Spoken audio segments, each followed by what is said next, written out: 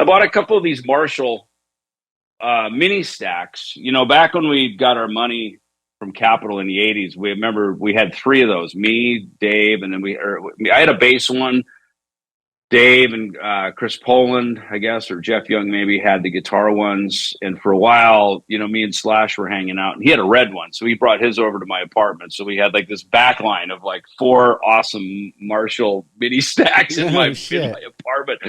So mine was kind of gray, Slash's was red, and then we had two black ones. So it was like this ultimate like fucking, And you guys would just jam in the apartment like that? Jam out, get high, write songs, party, jamming. Yeah, it was good. He had just come off Appetite for Destruction, and all of his big money hadn't shown up yet. I mean, he was starting to get well funded, but he was just living in like an apartment behind Tower Records, man. Slash is just, he was just so unassuming, I remember him and Steven Adler came over to my apartment, that same apartment about, I don't know, 9 months earlier when me and my girlfriend were living there, and it's all furnished and nice. And of course, this is album 3 for me, and and I grew up in a good family, so you buy a couch, you buy a piano, you put dishes in the cabinet, you live that life, right?